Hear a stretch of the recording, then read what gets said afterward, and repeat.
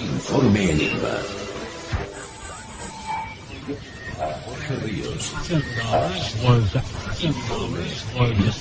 Jorge Ríos. Informe Enigma.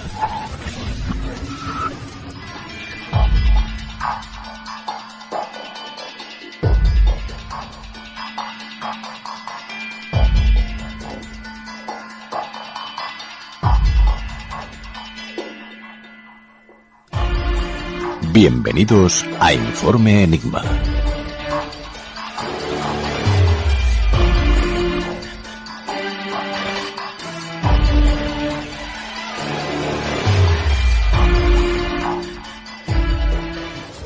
Durante los años 30 del siglo pasado, un tenebroso asesino en serie apodado el Descuartizador de Cleveland aterrorizó a la población de los barrios bajos de esta ciudad en el estado de Ohio, Estados Unidos. Hoy, con Gabriel Pombo, profundizaremos en esta siniestra figura, la cual puso en jaque al propio Elliot Ness, líder del grupo de agentes del tesoro conocidos como los Intocables y fervientes enemigos del líder mafioso Al Capone. En la segunda parte abriremos las puertas a las noches de tarot con Yolanda Martínez, y para finalizar nos adentraremos en los misterios bélicos.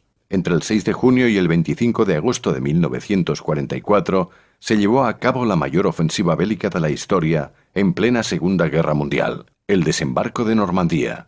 Hoy con Daniel Ortega repasaremos al detalle este acontecimiento sin precedentes y a la vez decisivo para el transcurso de la historia. Te recordamos las formas que tienes de ponerte en contacto con Informe Enigma. A través de Twitter, @Informe Enigma. Por correo electrónico, enigma-rpa@hotmail.com.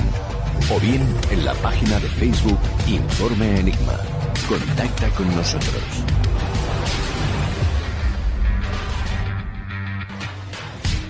Tienen capacidad de entender, de comprender, de aparentar, de querer, de fingir incluso empatía hacia los demás. Tienen la capacidad de crear un personaje para el día a día, tan consolidado y fiable, que cuando muestran su verdadera apariencia, todo su entorno se derrumba con asombro, como un castillo de naipes. Y es que no todos los psicópatas reflejan su apariencia de monstruo tras un pasado tortuoso, pero cuando lo hacen, en muchas ocasiones, acaban pasando a la posteridad como auténticas leyendas de la crónica negra, odiados por muchos, alabados por algunos y amados por otros. Hoy abrimos otra página sangrienta de la historia. Nos desplazamos a los años 30 del siglo pasado para conocer el caso del sádico descuartizador de Cleveland, el único misterio que no logró resolver el intocable Elliot Ness.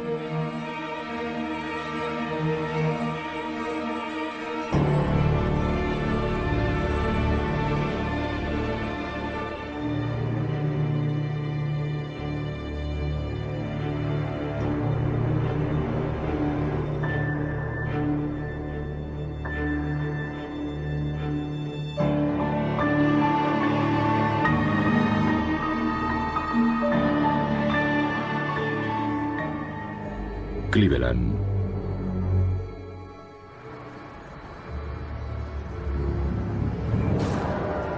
Kingsbury Run, en los años 30, se convertía en el último recurso para aquellos que lo perdieron todo en la Gran Depresión.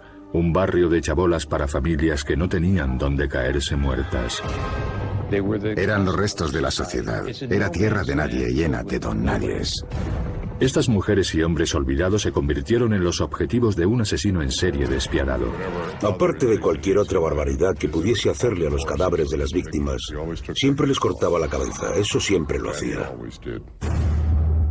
El asesino era conocido como el carnicero loco de Kingsbury Run, y ni el policía mejor reputado del país era capaz de detenerle. Creo que Elliot Ness, en su interior, sabía que esto se le escapaba de las manos.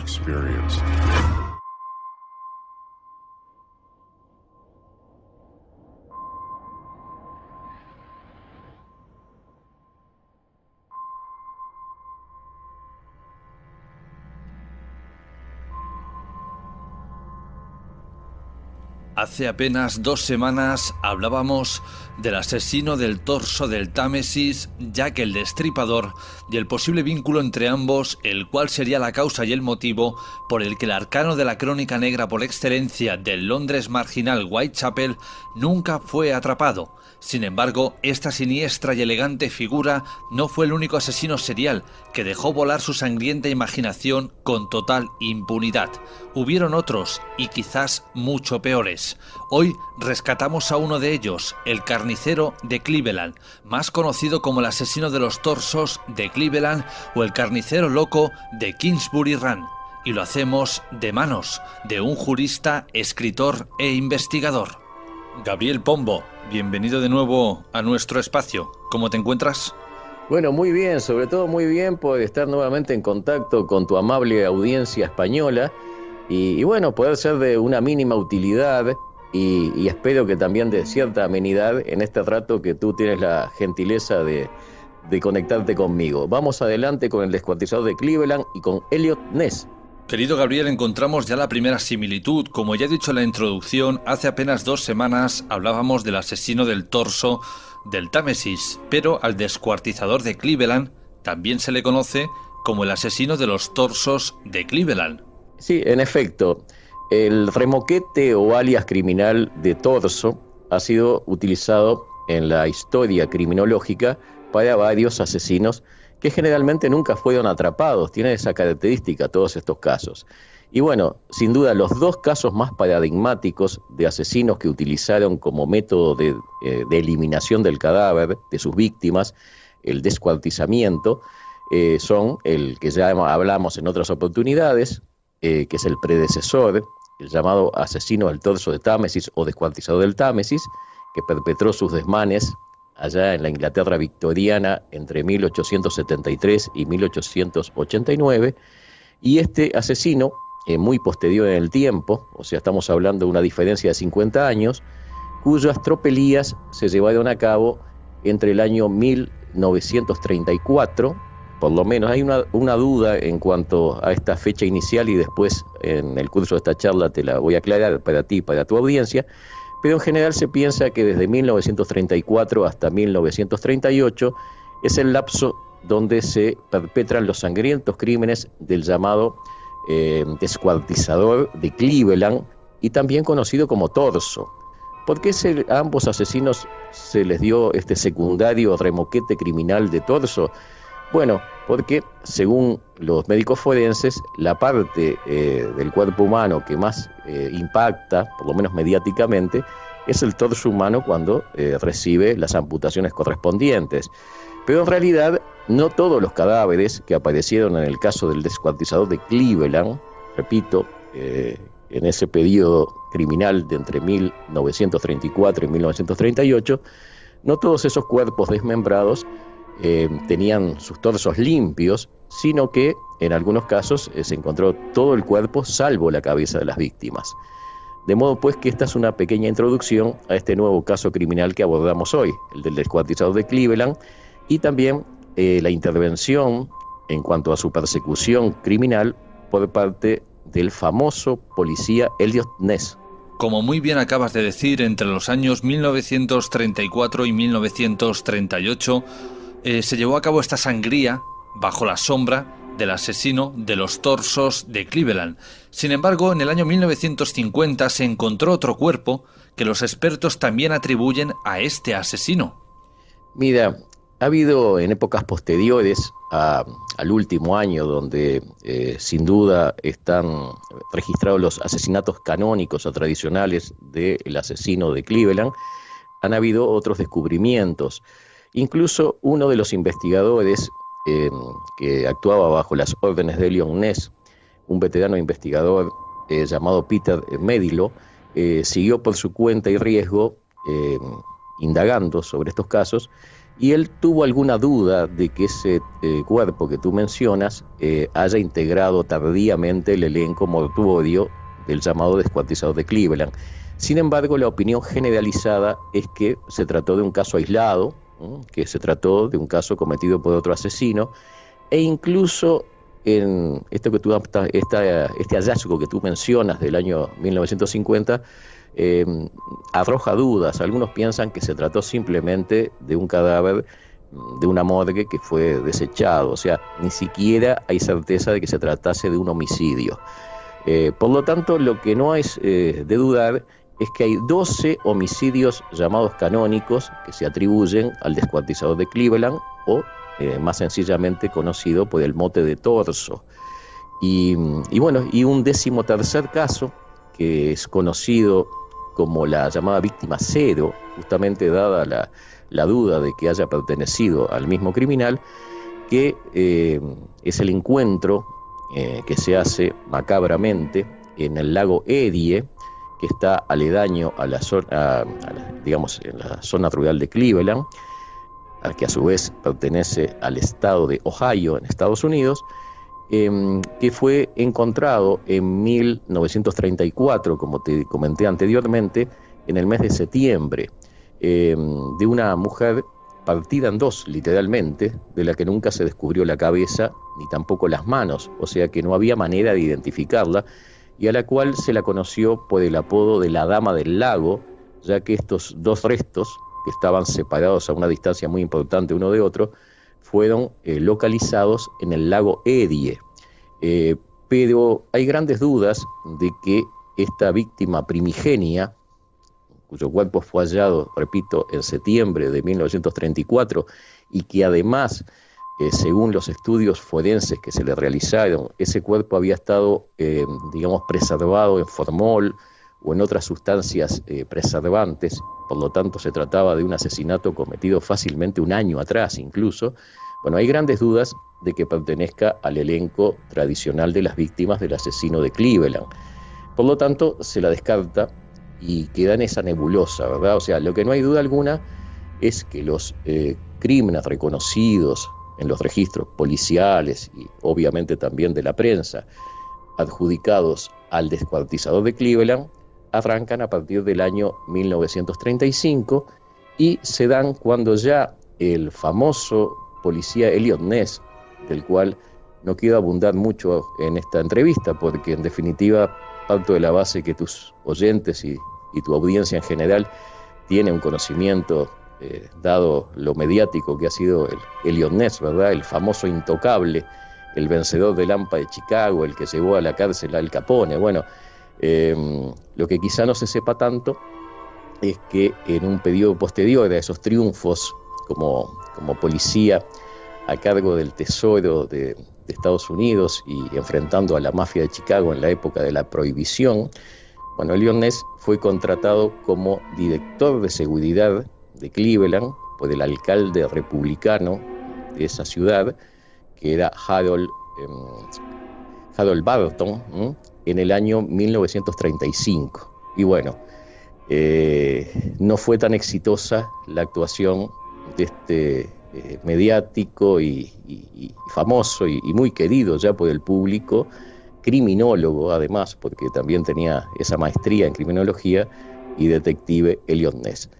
De modo pues que, para terminar de redondear tu pregunta, el primer caso que arrancaría en septiembre de 1934 de una víctima está en dudas. No hay duda, por el contrario, de que la retahíla mortuoria adjudicada al descuartizador de Cleveland se inicia en el año 35 y coincide con el cargo que está ejerciendo el famoso Eliot Ness como director de seguridad de la ciudad de Cleveland.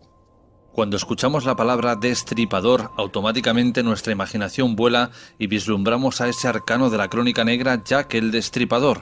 Lo mismo ocurre cuando escuchamos hablar de víctimas canónicas. Automáticamente viajamos a aquel Londres victoriano, aquellos años 1888. Pero querido Gabriel, para quien no lo sepa, cuando hablas de víctimas canónicas, ¿a qué te refieres? Sí, sencillamente la palabra canónica se utiliza para designar aquellas víctimas mortales de un asesino en todos los casos, que son las que más posiblemente sean adjudicadas al mismo, porque siempre suele haber dudas si determinada víctima, aunque la misma fallezca en la misma zona donde tiene su coto de caza un criminal serial, si todas las víctimas son del verdadero asesino, porque suele haber disimilitudes en el modus operandi, en un montón de circunstancias. Bueno, aquellas víctimas que se entiende que integran una serie o retahíla adjudicables a un mismo asesino, se les llama canónicas o tradicionales.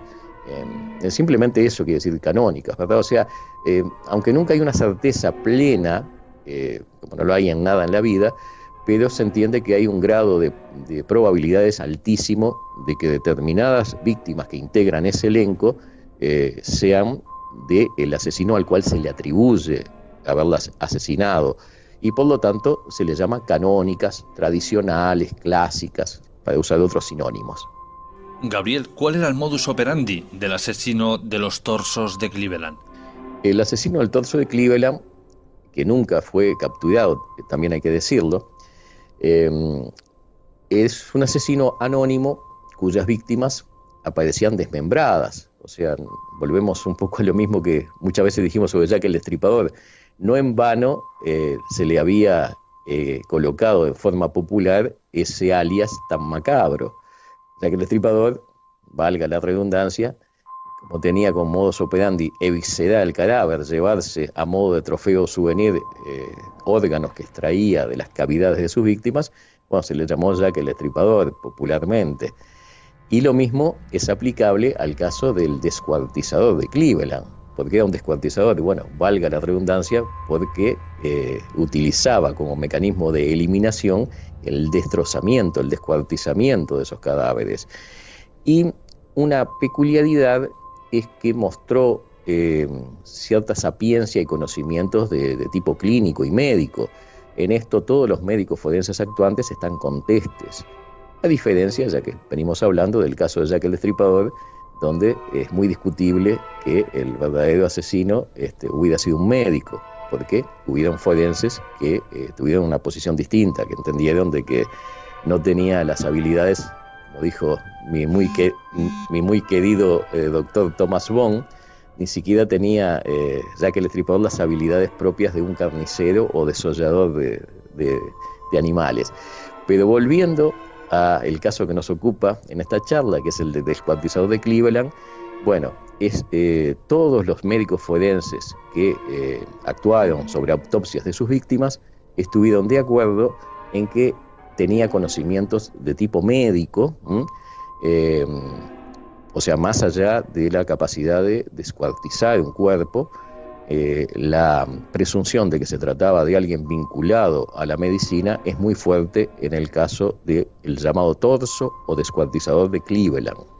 Hemos visto en cientos de ocasiones cómo el victimario de muchos asesinos en serie lo conforman solamente hombres, o solamente mujeres, o solamente niños, o solamente niñas, es decir, que no va saltando de uno a otro. Sin embargo, en el asesino de los torsos de Cleveland encontramos una distinción, es decir, aquí parece que valía todo. Es otra característica muy particular que tiene este criminal, que su victimología es muy extensa. O sea, por lo general, un asesino serial tiene un tipo de víctima específico y determinado.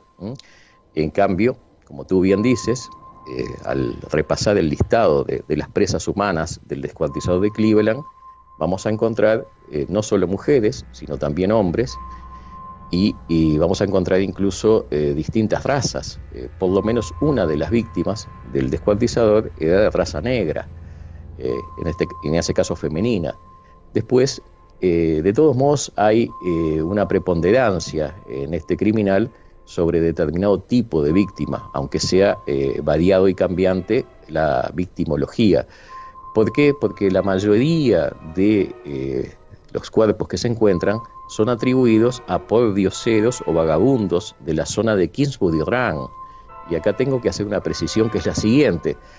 En el año 1929, como es sabido, se da la Gran Depresión en Norteamérica, que alcanzó al resto del mundo, pero en algunas zonas de Estados Unidos esa Gran Depresión trajo consigo mucha miseria, y aunque había ciudades como Cleveland, cuyo centro seguía siendo pujante, había una clase media importante, Cleveland tenía allá por en 1934 y 1935, que es cuando Eliot Ness toma el cargo de director de seguridad de esa ciudad, tenía unos 500.000 habitantes, o sea, una población de importancia, pero muchos de esos miles de pobladores se asentaban en una zona muy precaria a lo largo del río Cuyahoga y en una zona conocida como Kingsbury Run, que es aledaña a este río que te vengo mencionando, donde antiguamente había vías férreas, en la época anterior, donde estaba en auge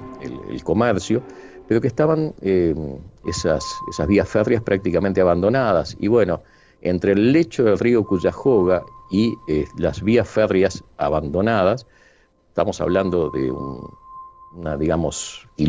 varios kilómetros de extensión, se habían instalado en forma muy precaria una cantidad de chabolas o de sencillamente casas prefabricadas donde vivían como podían, apiñándose muchos desocupados, vagabundos e incluso delincuentes. O sea, y este verdadero vivero de pobreza y de marginalidad fue el coto de caza del llamado descuartizador de Cleveland. ¿Por qué? Porque de sus 12 víctimas canónicas, por lo menos 10 de ellas o 9 de ellas, los médicos forenses están de acuerdo en de que se trataba de pordioseros, de vagabundos, de personas que vivían allí con esas precariedades. O sea, ese tipo de víctima, más allá de que en algunos casos eran mujeres y en otros casos hombres, era sobre los cuales se ensañaba este asesino. Otra similitud que encontramos entre el carnicero de Cleveland, Jack el Destripador y el asesino del torso del Támesis es que ninguno de ellos fue atrapado. En este caso, Gabriel, sabemos por qué sabemos si fue por culpa de un error policial. ¿Qué hipótesis se barajan? Sin duda, en la década del 30 del pasado siglo, la policía, y más aún la policía de Norteamérica, que obviamente era en ese entonces y actualmente también el principal país en cuanto a poder socioeconómico, disponía de muchas más herramientas criminológicas que en la época de Jack el Destripador, o sea, en la era victoriana. No obstante ello, hay que tener en cuenta dos temas. Se trató de un criminal, el llamado asesino de Cleveland, o descuartizador de Cleveland, muy inteligente, porque pese a la atrocidad de sus crímenes, pese a la hazaña criminal que mostraba, era un individuo que tenía toda una metodología para asesinar y tomaba la gran precaución de que muchas veces no se encontraba siquiera las cabezas de las víctimas. A veces se encontraba el cuerpo decapitado y tiempo después la cabeza muy deteriorada y que hacía imposible la identificación.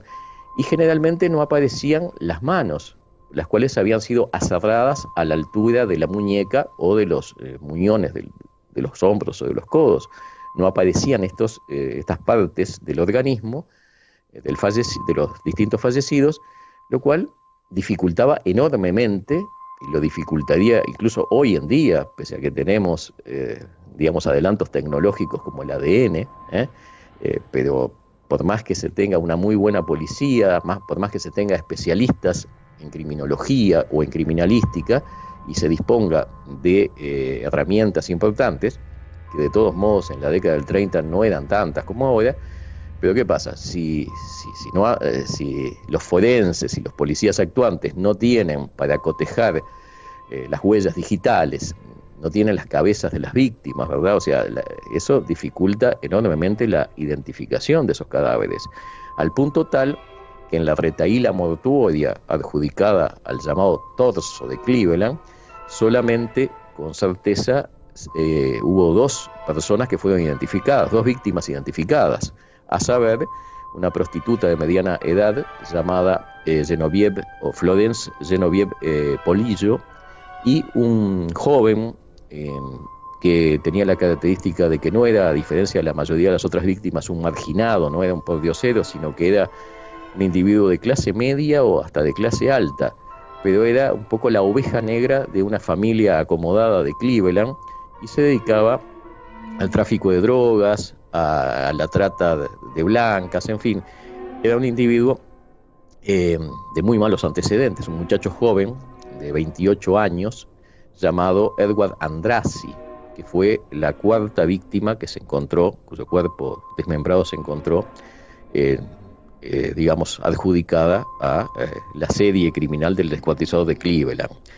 Pero bueno, redondeando tu pregunta y tu interrogante legítima de por qué no se lo capturó, bueno, en gran medida te contesto diciendo que la habilidad que tenía para asesinar, la frialdad de que hacía gala, y el hecho de que se aseguraba de que no aparecieran las manos, o sea, que por lo tanto no se pudieran practicar exámenes sobre las huellas dactilares de esas presas humanas, y en muchos casos ni siquiera se encontrara la cabeza de las mismas. Bueno, eso era una intencionalidad que tenía el asesino y que dificultaba enormemente la identificación de los cadáveres en primer lugar, y por lo tanto entorpecía cualquier pesquisa policial. Sabemos que el morbo vende y vende mucho, y sabemos cómo ciertos estamentos públicos utilizan esto para recaudar fondos. Un claro ejemplo lo encontramos en el propio museo de Jack el Destripador, que tantas veces hemos mencionado ya en este espacio. Allí encontramos los cuchillos, o bueno, representaciones de los cuchillos que pudo utilizar, prendas manchadas de sangre supuestamente originales, copias de los periódicos, incluso lo que ellos creen que podría ser o cómo podría sonar, ¿no?, aquella voz del carnicero de Whitechapel. Pero aquí, hablando del asesino de los torsos de Cleveland, encontramos algo peor. Hay un museo enteramente dedicado a él, en el que encontramos las máscaras mortuorias de sus víctimas. Y sí, hay una parte comercial, ¿verdad?, de exposición en algunos museos que hay que pagar para entrar y verlos.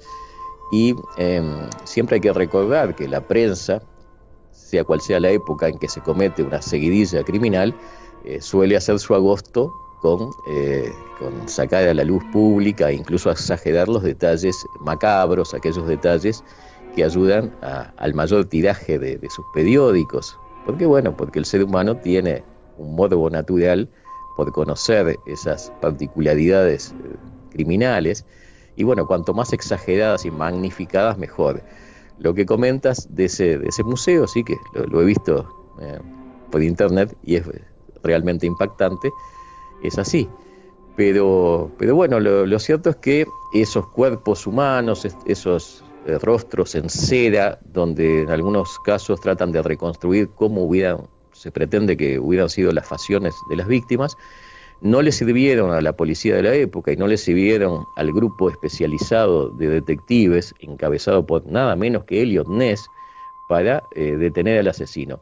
Solo te adelanto para tus oyentes, quizá algunos obviamente ya hayan entrado a internet o hayan leído libros sobre el caso del descuartizador de Cleveland y lo sepan, de que de todos modos Eliot Ness estuvo muy cerca de atrapar al asesino. Hubo un sospechoso que logró escapar a la justicia, pero que los investigadores posteriores y los estudiosos, incluso posteriores a este caso, tienen serias dudas de que no haya sido el verdadero asesino. Obviamente nunca se va a tener la certeza, pero a diferencia del caso de Jack el Destripador, que tú hacías el paralelo, donde en realidad, pese a que se habló de muchísimos nombres como sospechosos, la inmensa mayoría, por no decirte todos, son simplemente sospechosos mediáticos, pero que no tienen base ninguna. Bueno, acá, aunque hubo un solo sospechoso firme en las investigaciones llevadas a cabo para tratar de capturar al descuartizador de Cleveland, bueno, ese sospechoso es muy posible que haya sido el verdadero criminal. Estamos hablando, Gabriel, de un asesino mediático, es decir, le gustaba la fama, le gustaba la prensa, o hablamos en este caso de un asesino más bien discreto. Bueno, mi amigo Jorge, era un asesino que tenía un afán mediático, que tenía un afán de escandalizar. Como todo criminal, y criminal en este caso con una metodología fría, calculada, lo último que quería era que lo capturasen, ¿no? Pero estaba imbuido de un afán mediático, sus crímenes.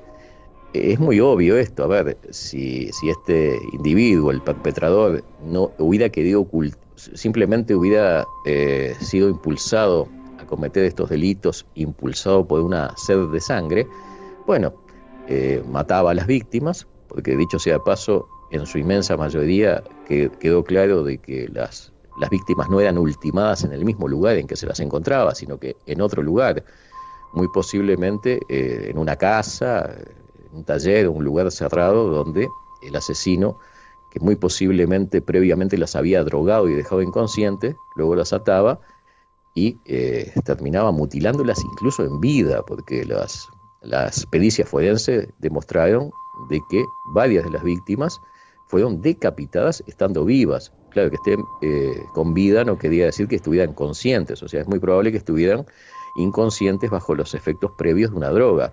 Bueno, pero el punto es que si este criminal hubiera querido que sus tristes hazañas no hubieran sido conocidas, tenía tiempo de sobra para enterrar esos restos desmembrados, para ocultarlos. Bueno, por el contrario, y de aquí de que es evidente de que tenía un gran afán de notoriedad mediático, que es muy propio de los asesinos seriales y de los psicópatas en general, él quería que sus tristes hazañas fueran conocidas, que salieran en la prensa. Evidentemente eso le causaba un placer especial, era parte de su psicología pervertida. O sea, repito, no solamente quería matar y no le interesaba mayormente ocultar las huellas de su crimen, pese a que pudo perfectamente haberlas ocultado. O sea, él quería que se conocieran sus crímenes y quería que la población de Cleveland y de Estados Unidos en general se aterrorizara. O sea, él quería causar ese impacto mediático. Eso no hay ninguna duda. Hace un momento hacías mención a Eliot Ness, ese agente del Tesoro, líder del grupo conocido como Los Intocables, y los cuales fueron capaces de detener a ese icónico criminal de la ley seca, Alphonse Gabriel Capone, más conocido como Al Capone. Gabriel, háblanos un poquito más de Eliot Ness. Bueno, Eliot Ness, evidentemente, cuando es impuesto en el cargo de director de seguridad de Cleveland, pese a lo joven que era, porque era un treintañero simplemente, ya tenía una fama muy bien ganada por sus éxitos en la lucha contra los gángsters, sobre todo de Chicago, lo cual no es motivo de esta charla y es muy conocido, pienso, por la mayoría de la audiencia. Su logro mayor, obviamente, fue la captura de Al Capone, aunque Al Capone termina preso por evasión de impuestos, pero bueno, digamos, la acción de los intocables, de ese grupo de 9 insobornables, de ahí la palabra intocable, encabezados por Eliot Ness, fue fundamental para lograr la prisión del famoso gángster de Chicago, Al Capone, y para cimentar esa fama de policía honesto, incorruptible, pero sobre todo eficaz. ¿Y qué sucede? Cuando a Eliot Ness lo contratan para el cargo de director de seguridad de Cleveland, que prácticamente era el segundo cargo en importancia política luego del de alcalde, cuando el alcalde republicano Harold Burton lo contrata en 1935, no lo hace para que persiga a este asesino serial, que luego se conoció como descuartizador de Cleveland. ¿Por qué? Por el simple hecho de que todavía, aunque habían empezado algunos crímenes, no se le daba mayor trascendencia. El motivo principal por el cual fue contratado Eliot Ness para ocupar el cargo de director de seguridad de esta ciudad fue que se trataba de una ciudad que, al igual que muchas de Estados Unidos, tenía una policía muy corrupta, que aceptaba sobornos de la mafia, que algunos trabajaban encubiertos para la mafia local, porque en 1935 ya se había terminado la prohibición, o sea, la famosa prohibición, la famosa ley seca, como es sabido, lo único que hizo fue fomentar el delito y la actuación de los gángsters, porque lo que se prohíbe siempre da lugar a un negocio lucrativo clandestino. Bueno, si no hubiera existido la ley seca, no hubiera existido Al Capone y una serie de gángsters, o no hubieran tenido la importancia que tuvieron. Pero aunque en 1933 se había finalmente, los políticos de Washington se dieron cuenta de su error y derogaron esa ley un poco tonta, vamos a decir, la llamada ley Bernstein, en honor al senador que la había impulsado mayormente, una ley de prohibición de venta de alcohol que databa de 1920. Bueno, si bien ya en 1933 fue derogada esa ley, y a Eliot Ness se lo contrata para ese cargo en 1935, eso no quiere decir que no hubiera todavía venta clandestina de alcohol, porque los mafiosos que se dedicaban a este negocio, ahora, aunque el alcohol era de venta libre, el whisky, el licor en general, fabricaban y destilaban un licor y un whisky y otras bebidas de tipo alcohólico de bajísima calidad e incluso peligrosas para la vida de los consumidores. Bueno, ese era un negocio que había en Cleveland, en Ohio y en otros lugares de Estados Unidos, muy lucrativo y muy difundido, y que contaba con, digamos, la connivencia de gran parte de la policía de Cleveland. Y no solo eso, también había casas de juego que en ese momento eran clandestinas porque estaban prohibidas, había prostíbulos que también estaban prohibidos. Bueno, había toda una serie de negocios ilícitos de los cuales muchos policías corruptos participaban. Atento a esa realidad, el alcalde contrató a Eliot Ness para que atendiera estos problemas. Y otro problema, aunque pueda parecer menor, pero que era importante, es que en Cleveland había altas tasas de accidentes de tránsito. Bueno, porque el cargo que se le atribuyó a Eliot Ness fue de director de seguridad. Bueno, todos estos problemas los atendió Eliot Ness y fue contratado para eso. Tuvo la mala suerte de que al poco tiempo empieza a surgir esta retahíla de crímenes que al principio no se les dio trascendencia, pero que luego fue imposible ocultar. Querido Gabriel, imagino que aunque el asesino de los torsos de Cleveland no fuera detenido, no fuera atrapado, su identidad permanezca hoy en día en el anonimato, en algún momento tuvo que haber algún sospechoso. Bueno, perfecto, como te mencioné anteriormente. Hubo dos sospechosos. Es más, acá voy a hacer una aclaración. Hay un sospechoso que, como también dije, los estudios actuales creen que realmente fue el asesino y tendría un altísimo grado de posibilidad de haberlo sido. Pero vete aquí que precisamente este hombre, en la época contemporánea a cuando se daban estos sucesos, no fue conocido por la prensa. O sea, nadie supo que este hombre, que adelanto que era un médico retirado, llamado Francis Sweener, nadie supo que había sido considerado sospechoso.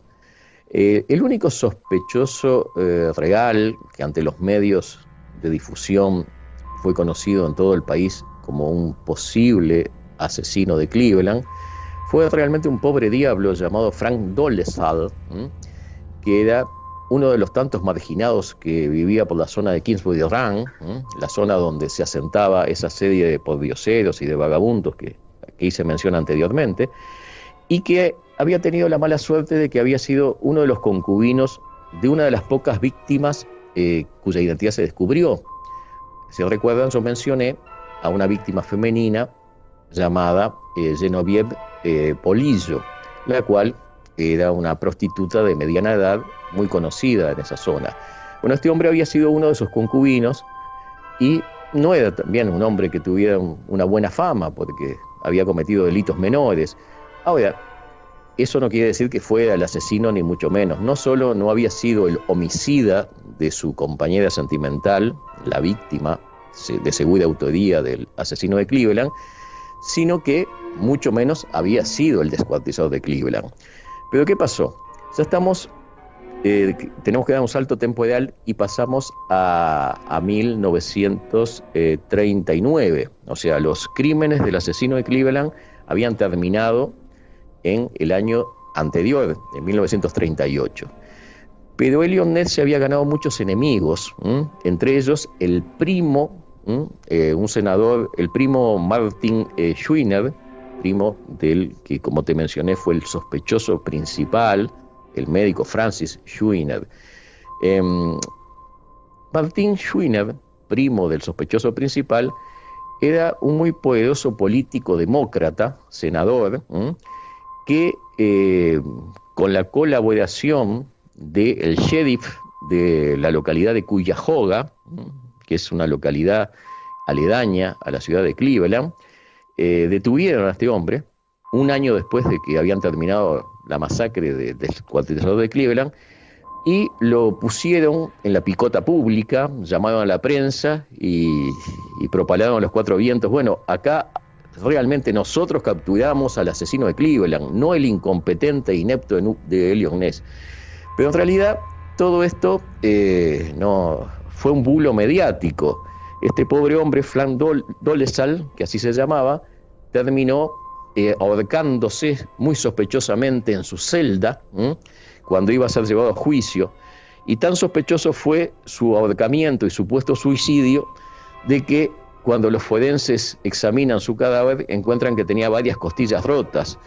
Y bueno, es evidente que se trató de un asesinato cometido por los propios policías de ese condado, que en definitiva tomaron como chivo expiatorio a este hombre llamado Dolezal, el cual, repito, fue el único sospechoso conocido por la prensa. Pero evidentemente no era el asesino, sino que fue un pobre hombre que fue víctima de brutalidad policial. Y también hay que aclarar que Elliot Ness no tuvo nada que ver con esto. Al contrario, Elliot Ness, o sea, mejor dicho, el sheriff del condado de Cuyahoga, que terminó probablemente asesinando él o sus subordinados a este sospechoso, tuvieron la intención de enlodar el nombre de Elliot Ness. No tuvieron nunca la intención de encontrar al verdadero culpable. Y por lo tanto el pobre Frank Dolezal está descartado, pese a que en su momento fue el único sospechoso que la prensa y el público conoció, está descartado de haber sido el verdadero asesino. No así el doctor Francis Sweeney, sobre el quien al día de hoy, luego de posteriores estudios realizados sobre este caso, pesan graves sospechas de que efectivamente haya asumido la identidad del descuartizador de Cleveland. Querido Gabriel, ha sido un placer que hayas estado en nuestro espacio de nuevo para traernos otro capítulo de la Crónica Negra que yo personalmente desconocía y bueno, para abrirnos un poquito más ese abanico, ¿no?, de asesinos que nunca fueron atrapados. Bueno, así se ha dicho. Este caso tiene un anecdotario vastísimo, del cual en esta charla puse en evidencia algunas de estas anécdotas y bueno, son esas paradojas de la historia. De todos modos, Elliot Ness tiene un bien ganado lugar en la criminología mundial como un gran batallador y combatidor del crimen. Y bueno, y también, como te dije anteriormente, bien o mal, la serie criminal de este terrible asesino llamado Descuartizador de Cleveland termina abruptamente en 1938.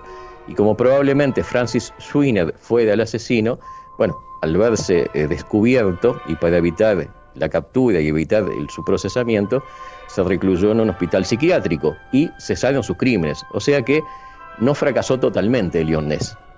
De modo pues que espero que tu audiencia, ahora que salimos de mi tradicional Jack el Estripador, haya podido disfrutar un poco de las andanzas del asesino o descuartizador de Cleveland y sobre todo del gran Elliot Ness. Un abrazo, Gabriel, y hasta la próxima. Hasta la próxima, un abrazo para ti, que pases muy bien. Y ahora, queridos amigos, dejamos atrás las páginas de la Crónica Negra, dejamos atrás esos regueros de sangre y nos adentramos en las noches de tarot con Yolanda Martínez.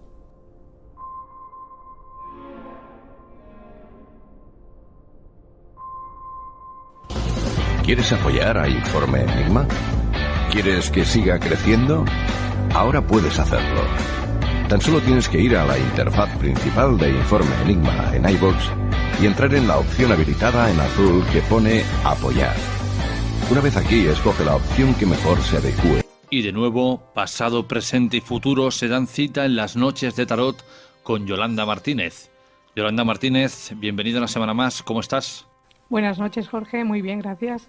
Antes de profundizar en las preguntas que vosotros, queridos oyentes, nos habéis hecho llegar para que Yolanda las resuelva mediante el tarot, Yolanda, tú y yo, fuera de micros, hablábamos de un tema recurrente que te encuentras bastantes veces en tus consultas y es la ley de la atracción. Sí, así es. Me gustaría hablar un poquito esta noche sobre la ley de la atracción, pero más que hablar, quiero proponer experiencias propias y me gustaría contarlas para que la gente entienda mejor qué es la ley de la atracción. Si se quieren documentar un poquito mejor, pues recomiendo que entren en YouTube y entren a ver El Secreto, la ley de la atracción, y ahí encontrarán un pequeño resumen y un documental donde lo recomiendo. Mucho mejor que el libro. El libro es un poquito aburrido y recomiendo muchísimo mejor el documental en YouTube, que te explica mejor cómo funciona. Pues se me ocurrió hablar de esto ya que últimamente en mis consultas, cuando viene la gente, me dice que no sabe cómo conseguir las cosas, que no sabe cómo lograr sus objetivos, y yo entonces les hablo del secreto y me se quedan mirando de una forma muy extraña, me dicen, ¿qué es eso? Entonces yo pues les recomiendo el documental. Pues yo voy a contar una experiencia propia que tuve antes de leerme el libro del secreto. Si tiramos 2 décadas atrás, hace más de 20 años, cuando tenía 20 añitos yo tenía un trabajo que me tenía que levantar muy temprano por la mañana, y resulta que al levantarme a las 6 de la mañana pues yo me iba a dormir un poco temprano y era la hora de empezar la sesión de las películas de la noche. Y ahí estaba mi madre y mi hermano decidiendo qué película había que ver. Entonces yo recuerdo perfectamente que al oírlos hablar era imposible concentrarme en poderme dormir. Era imposible, no podía dormirme. Entonces yo solo repetía dentro de mí, solo quiero descansar, solo quiero descansar. Llegó un momento que como ellos no se decidían qué canal ver, decidí pedir algo, y lo que se me ocurrió en aquel momento fue pedir que se fuera la luz. Cuando solo simplemente lo pedí fue decir que se vaya la luz. Se apagó la luz de mi casa y se apagó la luz en todo el vecindario. Según la ley de la atracción, aquello que deseas o proyectas es lo que acabarás trayendo a tu vida. Mira, en 8 palabras, el hombre se convierte en aquello que piensa. ¿De acuerdo? ¿Qué quiere decir? Que en lo que piensas puedes atraerlo, pero te lo tienes que creer. Hay mucha gente que me dice, yo pido, pero pides mal. Le estás pidiendo muchas veces al universo muchas cosas que no las está entendiendo. Recuerda que solo somos energía pura. Muchos se piensan que somos un cuerpo, pero realmente somos energía y estamos conectados al universo. Pero te lo tienes que creer, es muy importante. ¿Por qué lo descubrí yo? Porque yo deseé que se apagara la luz y se fue la luz. Aunque dejé a los vecinos también sin luz, me pude quedar dormida aquella noche tranquilamente gracias a no tener que escuchar más qué canal se tenía que ver aquella noche. No solo me pasó esto con esta experiencia, sino que hace poquito, hace 3 años, yo pedí un trabajo donde a mí me dijeron que entrar en ese trabajo lo tenía prácticamente imposible, que había muchísima gente por delante mía y que yo ese trabajo no lo iba a poder conseguir. Entonces yo me propuse pedirle al universo que yo quería ese trabajo con las horas que estoy trabajando y en el lugar donde estoy a día de hoy. Al cabo de 2 meses me llegó una oferta de trabajo que no tenía que ver nada con ese trabajo. Fui a esa oferta y al final acabaron ofreciéndome el trabajo que yo le había pedido al universo y las horas exactas que yo le había pedido. O sea que, señores, lo que digo, si te lo crees, puedes. Yo debo estar pidiendo mal, porque a mí solo hace que darme zascas. Evidentemente pides muy mal. Si te dan zascas será por algo. Los pedirás tú, esos zascas. Claro, por supuesto. Entonces mi consejo es que la gente lo trabaje diariamente. A mí tardó 2 meses en llegarme un trabajo que me habían dicho que era imposible que yo consiguiera porque tenía mucha gente por delante mía para conseguir ese trabajo, y a día de hoy llevo 3 años en ese trabajo. ¿De acuerdo? Hay cosas que son más efectivas, como el tema de la luz, que lo pedí y se me cumplió. Pero lo único que recuerdo mucho es que cuando se me han cumplido las cosas, las he deseado, pero de verdad. Lo único que no me funciona, ¿ves? Si vamos a dar un poco de toque aquí, es en el terreno sentimental. Yo pido, pero se ve que se pone en modo avión, no hay cobertura de aquí al universo. Y no acabo de conectar. Se ve que pido mal, pido a lo pobre y me llegan cosas que no. Ahora sí dejamos de lado el tema de la ley de la atracción y nos adentramos en las preguntas que nos habéis hecho llegar. La primera de ellas es de una amiga Capricornio, 36 años, que quiere saber si le arreglarán los horarios para poder cuidar de sus hijos. Vamos a ver, Capricornio. Bueno, en principio es un sí rotundo, ¿vale? Sí que igual le dicen que se espere un poquito y es más cara septiembre, ¿de acuerdo? Y le van a decir que se espere un poco, pero porque le sale el colgado al lado de los niños, entonces significa que el colgado no es una carta que te diga que no, es una espera, ¿vale? Pero sí, ¿por qué? Porque tiene el juicio con la estrella. El juicio es el trabajo y la estrella es una carta muy positiva en el tarot, donde está diciendo que lo que ella pida se le va a dar, ¿vale? Sí que es verdad que me dicen que igual se tiene que esperar un par de meses, tienen que gestionar alguna cosita, pero en principio no tendría que tener problemas. Aunque al principio le digan que no, le digan una espera o ya te contestaremos, tendría que ser un sí, ¿vale? Aunque no sea inmediato, me dicen que sería un sí. Sí, la carta de los consejos. Jorge, te toca. Consejo para Capricornio. Bueno, qué carta más bonita. Ya le han salido cartas, eso que digo, siempre van acompañadas. El tarot de los ángeles acompaña al tarot, al resto del tarot. Cuando le hacemos una lectura a alguien y es positiva, el tarot de los ángeles pues es lo mismo. Le ha salido la carta de los enamorados. ¿Qué significa? Pues que reflexione atentamente sobre las decisiones que quiere tomar, porque todo lo que ella pida se le va a dar. Es una carta de comprensión, es una carta de que va a gozar de todo lo que ella pida, y que el tema de los niños he visto que le puede agobiar un poco, que ese trabajo le puede agobiar un poco, o la espera le puede agobiar. Con la carta de los enamorados más la carta de la estrella, pues ya te puedo decir que puede estar muy tranquila esta Capricornio, que se puede relajar, y que incluso la carta de los enamorados aquí en el tarot de los ángeles también dice que gozará de buena salud. La siguiente pregunta viene de manos de una amiga Géminis y quiere saber si se mudará de su domicilio actual o se quedará donde está. Yo veo problemas para la renovación, veo problemas. Creo que ella no se va a quedar ahí. A ver, puede ser que para que se quede tendrá que cumplir que le cambien alguna cosa, que le modifiquen, que le toquen algo de dinero.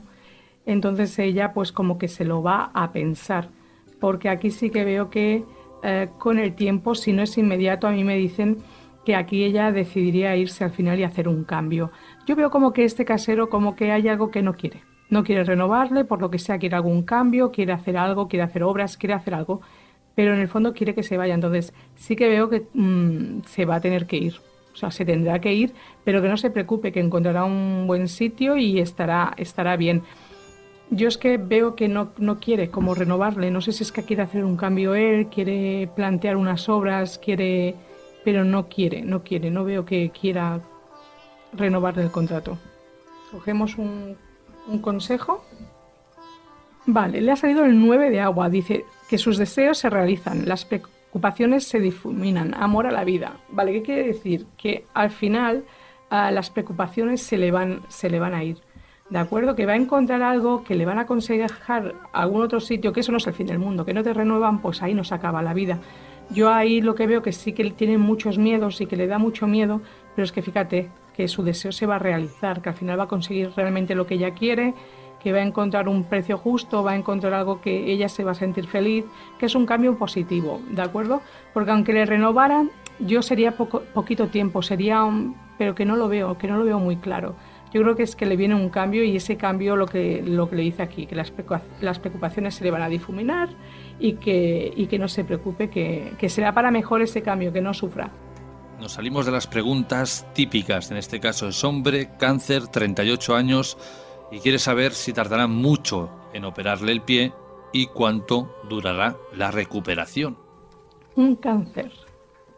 Mejor que un Cáncer no pregunte por el amor, porque son muy difíciles, lo siento, por los que son Cáncer, pero es así.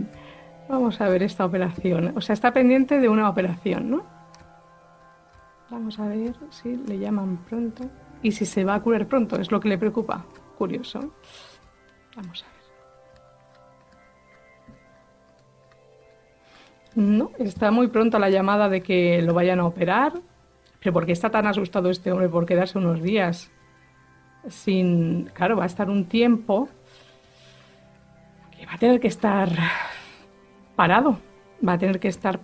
Claro, evidentemente se tiene que recuperar. A ver, esta operación le va a traer un cambio importante en su vida, ¿vale? Y que creo que esos miedos que tiene él, y el miedo de la recuperación y es que tiene que afrontar muchos cambios este hombre, ¿eh? No solo el de la operación, que veo que lo van a llamar muy pronto, veo que la recuperación, a ver, va a necesitar su tiempo, pero es que es un poco, como te diría yo, lo que te he dicho, que es cáncer. Sea en el amor o sea en recuperación, son personas que piensan demasiado. Si no pensaran tanto y dejaran fluir, las cosas serían mucho más sencillas. Sí que estará un tiempo de baja, pero él se activará pronto. Pero este hombre cáncer tiene más problemas que solo su pie, que esta recuperación se le va a dar, pero que creo que hay más problemas y que habrá cosas y cambios en su vida bastante más significativos que no la operación del pie, que veo que le preocupa bastante, le asusta bastante, pero que su recuperación será dentro de lo normal, de una operación, de lo que él se tenga que operar. Una carta, un consejo, Jorge. A ver qué le has cogido al cáncer. Un as de aire. Y con los ojos cerrados. Muy bien. Dice que, ves, lo que yo te decía, nuevas ideas e inspiraciones brillantes, ¿vale? Captar la verdad que se perfila tras una situación y principios difíciles, ¿vale? Puede ser difícil la operación, que es lo que le he visto, que la agobia muchísimo, pero tiene nuevas ideas e inspiraciones brillantes. Es que le viene un cambio muy radical a este cáncer, le viene un cambio, y es a raíz de esa operación.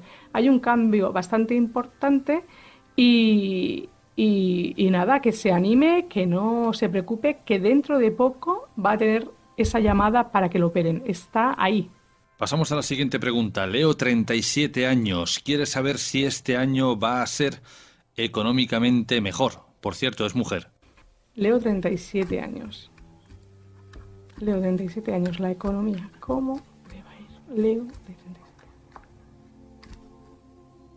La verdad es que es normal que haga esta pregunta porque le veo bastantes problemas, que tiene bastantes problemas. Ya no solo pueden ser económicos, sino que no veo que tenga ayuda como de nadie, ¿vale? Al contrario, son más bien pegas y hay muchos gastos. Sí que es verdad que tiene una parte muy positiva, que las cosas podrían mejorar, pero que es como, esta persona es como si su vida fuera un poco el yin y el yang. Unas veces estoy muy bien, otras veces estoy muy mal, ¿vale? Pero aquí hay personas que en su vida le han marcado muchísimo a Leo, entonces las cosas no veo que le vayan y le fluyan muy bien. Déjame mirar con los arcanos mayores un momento el tema de la economía. Mira, es curioso porque aquí se me repite lo que he visto en el tarot de las brujas. Y es que sí, que en el tarot de la economía, oye, si juega la lotería, que siga jugando, porque sí que se le ve una mejora importante. Creo que en su pasado ha sido bastante desastrosa, o que ha tenido bastantes problemas. Sobre todo veo un hombre como que había muchos bloqueos con esta persona y que igual pues no la ayudó como la tenía que ayudar.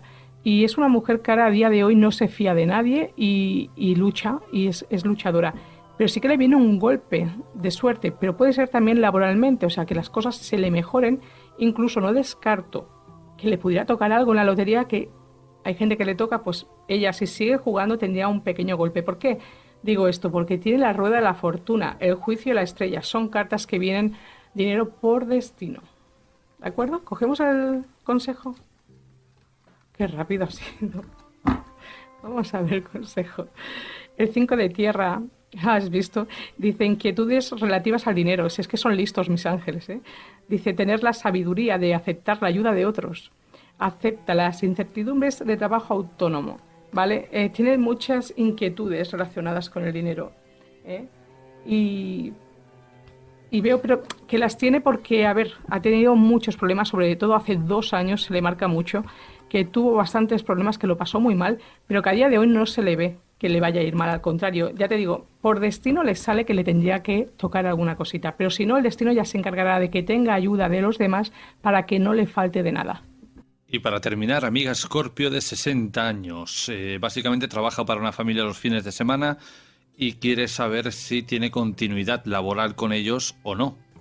Vamos a ver esta Escorpio de 60 años. ¿Qué piensa su familia de ella? Si cuenta con ella para trabajar los fines de semana o quieren que se busque otro trabajo. Bueno, ella está buscando nuevas ideas, nuevos principios. Y los va a conseguir porque tiene la carta del mundo. A ver. Yo no veo que la familia no la quiera. No veo que la familia no la quiera. Yo creo que Es un poco entre todos. Es un poquito entre todos. Me dicen que ella es una mujer que está pensando en algo nuevo, en algo diferente, y que, bueno, la familia igual pues piensa que no es ni un sí ni un no qué es lo que quiere, sino que realmente qué es lo que quiere ella, porque ella sí que necesita este cambio. La familia, sinceramente, no veo que sea que es que no la quieran, sino que están pensando en, bueno, en hacer algo diferente, o igual en apostar en algo económicamente diferente para la familia, o que se ocupe su madre de otra persona, pero tiene algo que ver con la economía. Yo veo que tiene que ver algo con la economía y con una firma de papeles, pero no veo que sea la familia en concreto, sino que pueda ser ella que tenga ganas de un cambio muy grande y que este cambio le vaya a llegar un poquito más adelante, pero sí que también tendría que revisar un poco el tema de papeles, todo lo que es Hacienda, un poquito que revisara, porque le veo como un poquito de problemas a la hora de que le pueda llegar una carta o que pueda tener algún problema con algún documento y que eso pues le traiga un poquito de dolor de cabeza. Pero no es la familia la que no quiere que esté ahí. Sí que se han planteado algún cambio entre ellos, pero que ella misma es la que quiere hacer ese cambio, ¿vale? O sea, y yo le digo que adelante, porque ese cambio lo tendrá. Lo único que tiene que estar un poco, pues, atenta es a esta carta que veo que le podría llegar. ¿De acuerdo? ¿Le coges un consejo, Jorge? El 3 de tierra. El poder de la creatividad, reconocimiento de un trabajo de gran calidad, mostrar espíritu de equipo. ¿Ves? Es lo que te decía. Tienen reconocimiento de que hace un trabajo y muy bueno aunque sea su familiar, pero que hace un gran trabajo. O sea, no veo que sea la familia. Es ella la que tiene ganas de hacer ese cambio y que lo va a conseguir. ¿De acuerdo? Entonces, no, lo que ella piensa no es así, sino es más bien que ella necesita hacer este cambio. Y ahora sí, para terminar, Yolanda, si alguien quiere ponerse en contacto contigo, si alguien quiere profundizar un poco más en estas cuestiones que hoy has resuelto aquí, ¿cómo pueden hacerlo? Pues poniéndose en contacto conmigo a través de WhatsApp al 647-552954. También tengo Facebook, en Yolanda Martínez, que me busquen, y a través de Messenger pues también pueden contactar conmigo y pedirme información. Yolanda, nos escuchamos la semana que viene de nuevo en las Noches de Tarot. Hasta la semana próxima. Hasta la semana que viene. Y ahora, queridos amigos, no os perdáis la última parte de nuestro espacio de esta semana. Regresan los misterios bélicos con Daniel Ortega, y en esta ocasión nos adentramos en el desembarco de Normandía. ¿Quieres apoyar a Informe Enigma? ¿Quieres que siga creciendo? Ahora puedes hacerlo. Tan solo tienes que ir a la interfaz principal de Informe Enigma en iVoox y entrar en la opción habilitada en azul que pone Apoyar. Una vez aquí, escoge la opción que mejor se adecue a ti. Muchas gracias por tu apoyo. Porque sabemos lo importante que es para ti sentirte bien en tu casa o en tu negocio, en Stihl Know Fred Palamos nos hemos marcado ese objetivo. Somos expertos en instalación, reparación y mantenimiento de frío industrial, comercial, climatización y aire acondicionado, con más de 35 años de experiencia. Nos encontrarás en la calle Salvador Albert y Pey, número 45 de Palamos, o bien en los teléfonos 972 31 47 42 o en el 629 53 58 11. Stihl Know Fred Palamos, porque tu bienestar nos interesa. Este espacio está patrocinado por Verde Limón Palamos. El 6 de junio de 1944, 34.000 soldados estadounidenses embarcaron en una misión fatídica. La edad media era de 22 años, y muchos creían que no regresarían. Escribí una carta a mi hermana en la que le decía: no esperes que regrese a casa. Creía que moriría. En 1944 los nazis ocupaban Europa. Los aliados lanzaron el mayor ataque de todos los tiempos desde el mar contra una costa fuertemente defendida por las fuerzas alemanas. Era la mejor oportunidad para liberar el oeste de Europa. Sin embargo, para los soldados, incluso si llegaban hasta la costa, era una batalla por la supervivencia. Habías hecho todo el camino hasta la playa de Omaha, pero cuando salías de la embarcación no llegabas tan lejos como hasta aquí. Estabas luchando por tu vida entre las olas.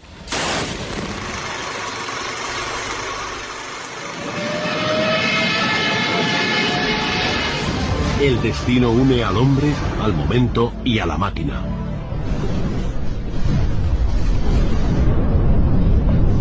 Bienvenidos a los Misterios Bélicos, con Daniel Ortega.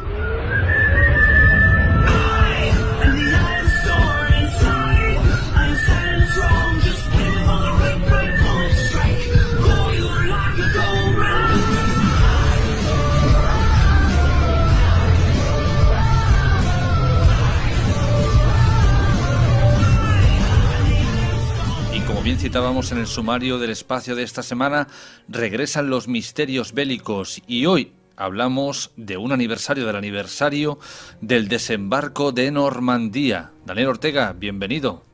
Muy bien, Jorge, encantado de estar aquí una noche más para tratar temas históricos. Ya verás que el de hoy promete bastante. Como ya he dicho hace un momento, hoy hablamos del desembarco de Normandía, al parecer un acontecimiento que cambió los libros de historia. Así es, el desembarco de Normandía, pero lo vamos a tratar desde una perspectiva bastante distinta, porque siempre que se habla de del desembarco de Normandía, de la invasión de tanto de Estados Unidos, Inglaterra, Canadá, estos tres países aliados que sueltan a miles de hombres en las playas del norte de Francia, pues se habla de eso precisamente, de las playas, pero es que lo realmente interesante tal vez pueda estar más allá de las playas, que es un poquito donde vamos a poner hoy el foco. Pero el día D en sí es para resumirlo muy brevemente, es un esfuerzo titánico del que ya hablamos en otros programas, que recuerdo que hablábamos de las bambalinas, es decir, de qué había antes del día D, de cómo países como Estados Unidos, Gran Bretaña y sus aliados pues son capaces de reunir miles de hombres, miles de embarcaciones y miles de aviones con los que asaltar el norte de Europa, Francia en concreto, en aquella primavera de 1944, porque recordemos que la URSS ha estado batallando de una forma durísima contra la Alemania de Hitler en el frente del Este, y Stalin, llegado a cierto punto, visto el sacrificio enorme que había hecho el ejército rojo, que le estaba costando millones de vidas, tanto de militares como de civiles, pues ya exigía no un segundo frente. Veremos luego qué estaba ocurriendo a la vez en ese año de 1944. Recordemos que los aliados ya habían estado luchando por el norte de África contra Alemania y contra Italia, pero ya veremos que ya no es abrir un segundo frente, sino un tercer frente, que es lo que supondría el día D. Para que te hagas una idea, Jorge, ese día D, el día 6 de junio de 1944, los aliados mandan a las playas de Normandía y también tropas aerotransportadas, por supuesto, a un poquito más de 150.000 efectivos, más de 11.000 aviones y prácticamente unos 6.000 barcos. Es una auténtica barbaridad. Coordinar todo esto, que ya lo comentábamos en el programa anterior, fue un esfuerzo titánico y que prácticamente estuvo pendiendo de un hilo el éxito de la misión en esas primeras 24 horas, pero que a base de coraje, determinación y también, por supuesto, de una serie de errores catastróficos por parte de los defensores de los alemanes en este caso, pues terminó con éxito esta operación, este día D. ¿Qué ocurre cuando vislumbramos el desembarco de Normandía? Salvad al soldado Ryan, esas playas repletas de cadáveres, esos búnkeres con esas enormes ametralladoras. Pero Dani, ¿qué hay más allá de ese día D? Pues muy bien, Jorge, más allá del día D, pues nos vamos a encontrar que los aliados, Estados Unidos e Inglaterra, junto con Canadá, se van a dedicar a planear un asalto, como hemos comentado hace unos segundos, a escala monumental. Pero claro, todo esto no se planifica del día a la mañana, ¿de acuerdo? Entonces, de una noche a una mañana no podemos planificar todo esto. Por lo tanto, ellos han estado durante varios años preparando en la sombra una operación enorme que se va desarrollar vamos a poner el punto álgido ese día 6 de junio del 44, pero que yo animo a los oyentes que nos estén escuchando ahora que repasen aquel programa donde hablábamos de esas operaciones de engaño que habían estado realizando los aliados para buscar la confusión en el enemigo, en este caso Alemania, que estaba ocupando esa Francia, en concreto esa área de Normandía donde van a desembarcar ese 6 de junio del 44. Hablábamos, si mal no recuerdo, de esa operación Fortitude, dentro de esa operación o macrooperación Bodyguard, que lo que buscaban era a lo largo de todo el continente confundir a los alemanes para que su capacidad beligerante se viese mermada. Pero en este caso, en la operación Fortitude, participarían militares de alto rango, entre ellos Patton y otra serie de militares, a los que les asignaron ejércitos falsos con los que posiblemente iban a hacer un desembarco en el paso de Calais, que es la zona más estrecha entre Inglaterra y el continente europeo, y incluso pues en las zonas tan extremas como Noruega.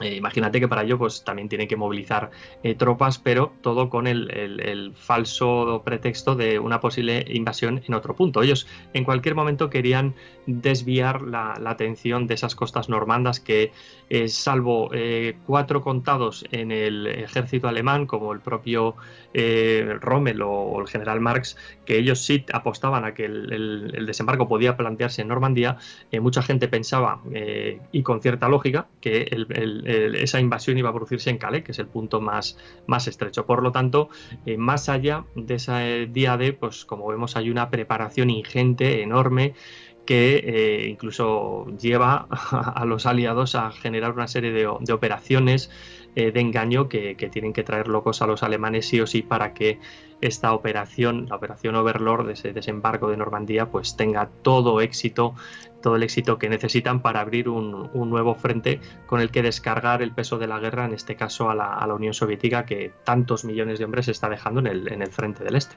Al principio de nuestra charla hablabas de ese plan titánico que puso en marcha toda esta maquinaria del día D. Dani, ¿estamos ante un hecho sin precedentes? ¿Ha ocurrido algo igual en la historia? Pues si hablamos de lo que es un desembarco puro y duro, tal vez los españoles somos los pioneros en este tema, porque estamos hablando de un septiembre de 1925. Los españoles plantean una operación similar, pero a muy menor escala que lo que plantean los aliados en el día D. Estoy hablando del desembarco de Alhucemas, donde los españoles se están pegando, para entendernos así, están en una guerra contra lo que era entonces la República del Rif, Marruecos, vamos a llamarlo así para entendernos, donde plantean una operación anfibia, donde a través de una serie de embarcaciones van a hacer llegar a los militares españoles que tienen que invadir esa costa. Fíjate que es que para aquella época, para aquel año 1925, están metiendo a más de 10.000 soldados apoyados con nada más ni nada menos que alrededor de 150 aeronaves, más embarcaciones de todo tipo, pues para transportar a esta gente, a los militares, hacia esas costas rifeñas, que en este caso pues, estamos hablando de casi un centenar de embarcaciones.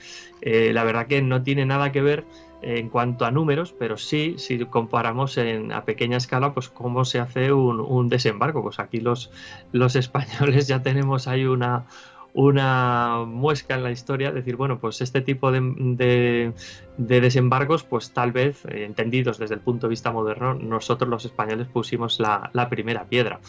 Pero está claro que en la historia pues nos hemos encontrado con un montón de operaciones posteriormente, pero el día D se lleva la palma porque a nivel logístico, a nivel de organización militar, se quedan prácticamente solos con lo que implicó.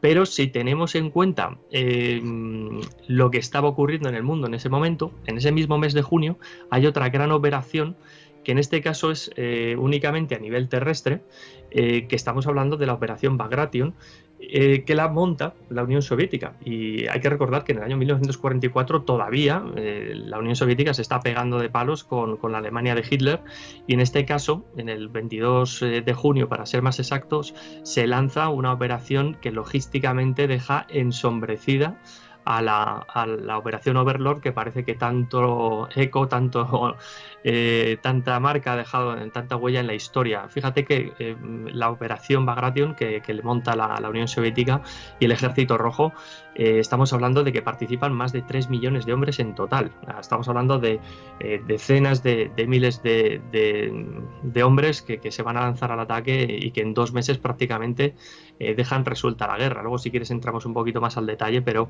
estamos hablando de unas proporciones épicas.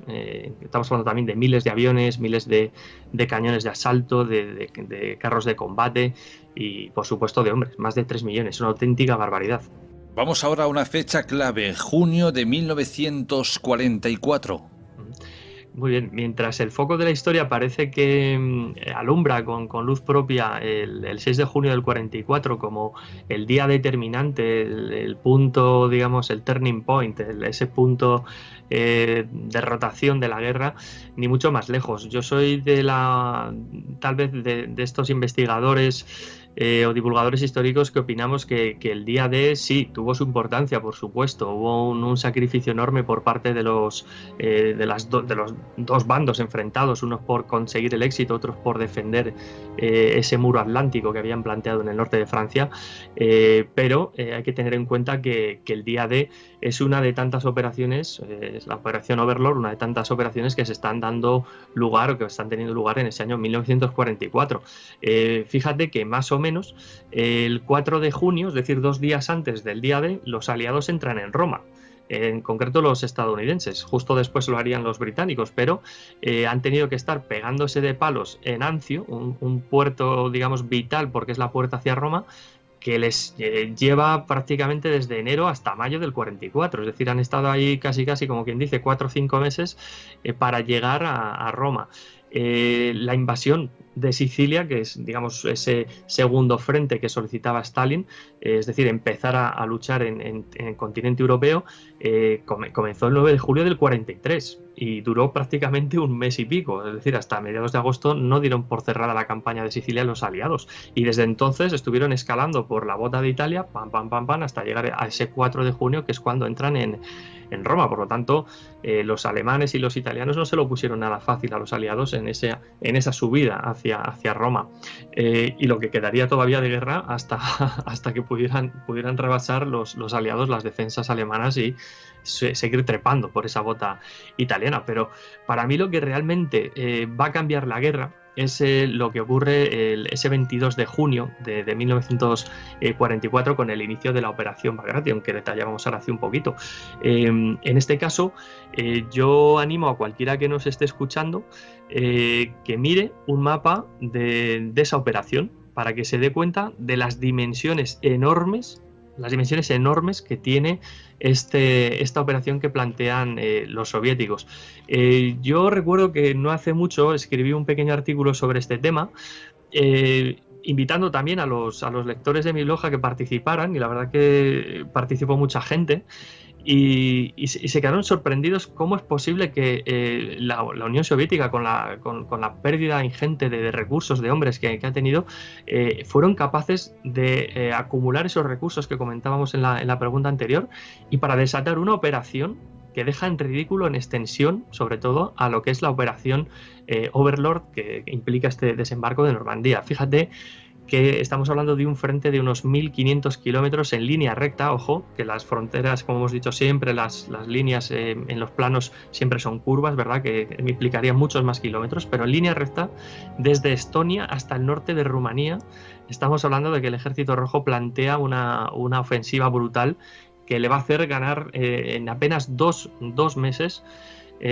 Al loro con este dato, en 2 meses se están metiendo desde las últimas áreas que les quedaban de limpiar de la Unión Soviética, desde Bielorrusia, se empiezan a meter en Lituania, Letonia, en Estonia, empiezan a liberar la zona norte de Rumanía y se meten hasta las fronteras con Polonia. Es decir, que prácticamente devuelven las fronteras del año 39, lo consiguen en 2 meses. Estamos también partiendo desde una posición muy occidental dentro de la Unión Soviética, pero que están consiguiendo avances de hasta 500 kilómetros en cuestión de 2 meses. O sea, es una auténtica barbaridad.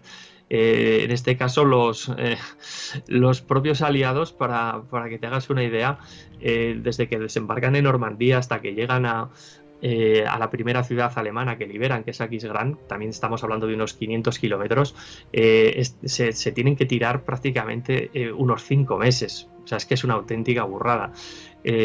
Las distancias son prácticamente las mismas, pero por supuesto hay que tener muy en cuenta que los rusos se están pegando con las mejores divisiones que tiene Alemania. Siempre lo mejor ha ido hacia el este a luchar contra Rusia, y digamos que los aliados han tenido que estar luchando, no voy a decir que contra tropas de saldo ni contra tropas de segunda, pero lo que está claro es que, y todos los historiadores coinciden en ello, que los rusos y los alemanes van a involucrar sus mejores recursos en la batalla por el frente del este, mientras que, como digo, otras divisiones de otra entidad de menor calidad, la mayoría van a estar luchando en la Europa occidental. Y aún así, fíjate el dato que he lanzado de que para recorrer esos mismos kilómetros están tardando prácticamente el mismo tiempo que los rusos, no, el doble o más. Dani, hablemos ahora de los Pathfinders, esos héroes anónimos. Pues sí, la verdad que cuando hablamos del desembarco en Normandía, como decíamos antes, parece que el foco está en las playas, en películas como El Soldado Ryan y todas estas, ¿no?, que nos plantan ahí. Bueno, vamos a romper un lanza a favor de los paracaidistas, porque sin su trabajo hay que tener en cuenta que muchas veces en la sombra, incluso en los propios libros de historia, quedan relegados a un segundo plano. Estamos hablando de los paracaidistas, y dentro de los paracaidistas vamos a llamar así a un pequeño grupo, no voy a decir que de élite, pero sí muy especializados en comunicaciones. Estamos hablando de los Pathfinders, es decir, los que encuentran el camino. En este caso hay que tener en cuenta que los aliados van a plantear el lanzamiento de 3 divisiones aerotransportadas por los Estados Unidos, la 82 y la 101, y por la parte británica, por el bando británico, vamos a llamarlo así, la 6ª división aerotransportada, y lo van a hacer en 2 puntos distintos, en los 2 extremos de esas playas de Normandía. Estos Pathfinders lo que tenían que hacer era, en esos primeros aviones que van a surcar el canal con dirección a Francia, se van a arrojar al vacío, muchas veces bajo el fuego antiaéreo, y otras veces pues van a contar con más suerte en función de la ruta que elijan los aviadores, tal vez un poquito más despejada de ese fuego antiaéreo tan devastador que plantean los alemanes. Y en este caso pues la suerte les va a favorecer, porque muchos de ellos llegan a suelo francés, son los primeros en pisar Francia, estos exploradores, y gracias a un sistema de, vamos a llamarlo, radiobalizas. Hoy es muy fácil porque tú, por ejemplo, vas con un teléfono móvil y sabes, pones la típica aplicación de dónde están las coordenadas y te está diciendo en el momento exacto dónde estás localizado en un punto concreto del planeta. Pero en aquella época la tecnología, por mucho que se hable de los radares y todas estas cosas, prácticamente que estaba en pañales, aunque parece que muchos se empeñan en decir que aquello ya era la última tecnología, los radares y tal. No, todavía quedaba mucho por descubrir en ese aspecto, y fíjate que a día de hoy se siguen haciendo avances. Pues en aquella época estos chavales, la mayoría de ellos 18, 19, 20 y pocos años, se les encarga la difícil misión de arrojarse al vacío en mitad de la noche, a eso de ese transcurso entre el día 5 y día 6, en función de qué división estemos hablando. Aterrizan, pisan suelo francés y ponen esas balizas en el suelo. Tienen que orientarse muy bien, muchas veces conocen los lugares por fotografías, por mapas que les han detallado sus oficiales, y muchos de estos chavales van a hacer un gran trabajo, porque gracias a esas radiobalizas que se van a instalar también incluso en boyas esparcidas por el estrecho, por el canal, los aviones que vienen detrás con muchos más paracaidistas y con muchos planeadores que van a transportar a infantería aerotransportada, les van a ir marcando el camino. Es gracias a ellos que las divisiones aerotransportadas van a lograr llegar a sus puntos de lanzamiento. ¿Qué ocurre? Lo de siempre. La tecnología entonces, pues por mucho que estuviese casi clasificada como alto secreto, no era infalible. Algunos de estos paracaidistas no consiguieron caer en el punto exacto donde debían, o se suponía que deberían haber caído. Otros, aun habiendo caído un poco lejos de esos puntos que debían de señalizar, no se orientan bien, no llegan a localizar ese punto exacto, y pensando ellos que habían hecho bien su trabajo, marcan un camino erróneo, y algunos de estos paracaidistas pues terminan, los que vienen posteriormente de la 101, de la 82, aerotransportadas americanas, o de la 6ª división británica acaban a kilómetros de sus objetivos, pero estos muchachos, que muchas veces, insisto, son chavales que rondan la veintena, tuvieron el coraje de lanzarse ellos solos, rodeados por una superioridad enemiga brutal, y se quedaron allí a la espera de ver cómo sus compañeros caían en los puntos que ellos habían señalado. Por lo tanto, para mí ellos, dentro de todos los soldados que hay que participan en el día D, entre unos y otros, pues tal vez estos fueron los que más peligro llegaron a correr, ya que se quedaron solos durante minutos u horas, en algunos casos esperando a que llegaran refuerzos para empezar a cumplir con sus objetivos. Sin embargo, Dani, si no me equivoco, la captura de un puente, de un solo puente, pudo haber cambiado los libros de historia. Exacto. Si coge cualquiera que nos esté escuchando ahora mismo un plano y se va al norte de Francia, va a ver una ciudad muy importante que es Caen. Pues muy cerquita, al noreste de esta ciudad, vamos a encontrar un pueblecito que se llama Benouville, el cual yo visité, recuerdo, cuando tenía 20 años. Ha llovido ya desde entonces. Es la primera vez que pisé Normandía y quise visitar este lugar en concreto porque, aunque era todavía muy jovencillo y todavía me faltaba mucho por aprender sobre la Segunda Guerra Mundial, y todavía me sigue quedando mucho por aprender, tenía claro, y también hablando por supuesto con militares, que los puentes son importantísimos a la hora de recibir refuerzos. Fíjate que si ya tenemos localizado ese pueblecito, hay algo muy curioso en ese pueblo, que justo al lado del pueblo transcurre el río Orne y un canal, ¿vale? El canal que tenemos justo ahí al lado están transcurriendo en paralelo, y justo encima hay dos puentes que son capaces de soportar el peso de los blindados alemanes. Y por supuesto de los blindados aliados, pero lo que hace realmente especial a este pueblo, a este puente que le bautizaron entonces el puente Pegaso, es que si los alemanes son capaces de reaccionar a tiempo para contener la ofensiva en las playas, uno de los puentes que iban a tener que necesitar, y que está tal vez de los más próximos a las playas del desembarco, es el de Benouville, y estamos hablando de la zona este del desembarco, ¿vale? Si todos cogen un mapa y ven el plano de Normandía, van a ver que desde izquierda a derecha, desde la península de Cotentin hasta la derecha, hay varias playas, varios sectores de playas que, como llamaron los aliados en clave, son cinco nombres, que sería Utah, que está más a la izquierda, luego Omaha, estos dos iban a ser asaltados por los norteamericanos, luego vendría Gold, que estaría justo en el centro, lo asaltarían los británicos, Juno, los canadienses, y más a la derecha, justo detrás de este pueblo, estaría la playa Sword, que es donde se embarcarían también tropas británicas. Pues fíjate que si hubiesen hecho caso a Rommel, Hitler y compañía, y en el alto mando, muy lejos del frente, le hubieran hecho caso y hubiesen traído las divisiones acorazadas más cerca del frente, este puente sería uno de los que hubieran utilizado para arremeter contra ese flanco en la playa Sword, y tal vez aniquilar a las tropas que hubiesen desembarcado en un ficticio día D2, vamos a llamarle así. Rommel era muy consciente de que tener las tropas digamos, sus tropas acorazadas, sus divisiones acorazadas y sus tropas lo más cerca del frente, tenía un doble, digamos, como si cogemos una moneda y vemos las dos caras.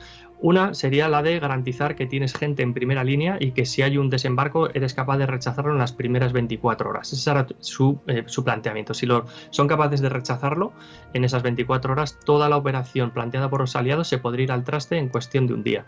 Pero el otro peligro es que si tú expones demasiado tus tropas cerca de la línea del frente, corres el peligro de que te los bombardeen desde los barcos, desde los aviones aliados que sobrevolaban constantemente la costa francesa. Tal vez por eso Hitler y demás gente en el alto mando alemán dijeron que no se permitía tener esas digamos, divisiones Panzer lo más cerca posible del frente. Muy a su pesar, Rommel, pues veremos luego que no pudo disponer de esas tropas hasta horas después del comienzo del desembarco, incluso días después. Pero por eso la importancia de conservar ese puente en manos aliadas lo antes posible. Pues, ¿quién se encargó de esta tarea? Pues bueno, dentro de la 6ª División Aerotransportada Británica hubo un grupo de soldados aerotransportados comandados por Howard, el Mayor Howard, comandante Howard, que al frente prácticamente menos, se calcula que unos 90 efectivos, pero bueno, no llegarían a 100. Digamos que les cogieron unos aviones, remolcaron sus planeadores, cruzaron el canal en mitad de la oscuridad y los soltaron allí de los primeros del día D. Fíjate lo importante que era esta operación para todo el desarrollo de lo que es la operación Overlord que hemos comentado, el desembarco del día D, que el propio Howard hasta primeros de mayo de ese año 1944 no le dan las órdenes concretas para decir tienes que tomar este puente y tienes que hacerlo tal día a tal hora.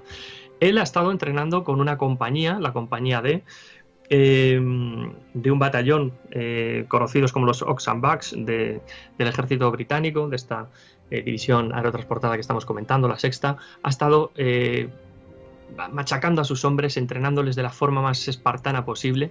Les ha hecho, fíjate cómo llegaría la obsesión de este tío por la perfección, que hasta los propios pilotos de los planeadores les hizo aprender a manejar las armas, a luchar como infantería, y a los propios infantes que iban a ir con él les hizo aprender tácticas de los zapadores, que eran los que iban a inutilizar los fortines que protegían ese propio puente.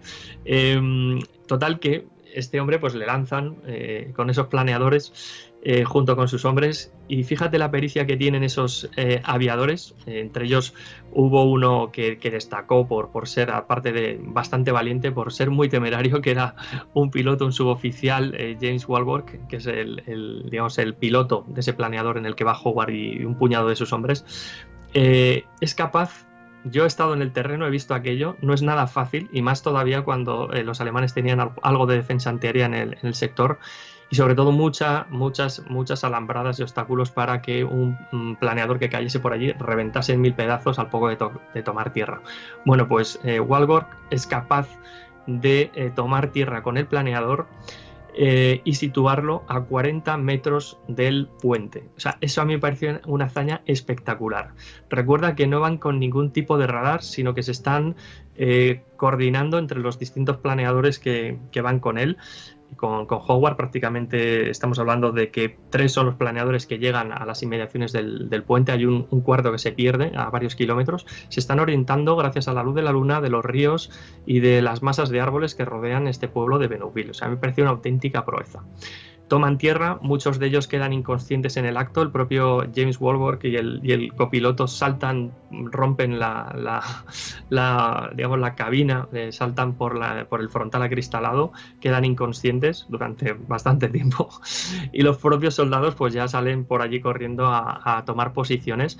Se reorganizan tras ese susto inicial y comienzan un asalto que ya desde el primer momento les va a costar bajas a los propios británicos. Mucha gente se pregunta, pero bueno, ¿cómo es posible que los alemanes no sean capaces de enterarse de que ahí está ocurriendo algo? Bueno, en los alrededores de Caen han estado bombardeando los británicos, los norteamericanos durante semanas, y claro, no es raro que algún avión se estrelle de vez en cuando. Bueno, pues la guarnición, que en ese momento apenas estamos hablando de 50 alemanes, y cuando digo alemanes estaría mintiendo porque hay soldados de otras nacionalidades, ya que aquí estaríamos hablando de una guarnición de una división estática, es decir, que son tropas, no voy a decir que de saldo, pero que sí que son de una entidad combativa inferior, ¿vale? Son gente que son de países del este, que son voluntarios o que se han presentado en la Wehrmacht para luchar con los alemanes y están aquí haciendo labores de custodia. Pues básicamente esos 50 hombres que están allí, muchos de ellos están durmiendo, otros están haciendo la ronda, pero oyen un estrépito por ahí a lo lejos y piensan que es un cacho de avión que ha caído por ahí, que lo ha reventado un proyectil antiaéreo de sus baterías, ¿no? Por lo tanto, no le dan mayor importancia. Pero en cuanto ya empiezan a resonar las primeras granadas de mano que lanzan los británicos contra los fortines que protegen ese puente, empieza el tiroteo. Hay incluso un soldado bastante jovencito que dispara una bengala al aire, al poco lo machacan a tiros, pero la bengala consigue alertar a algunos puestos cercanos.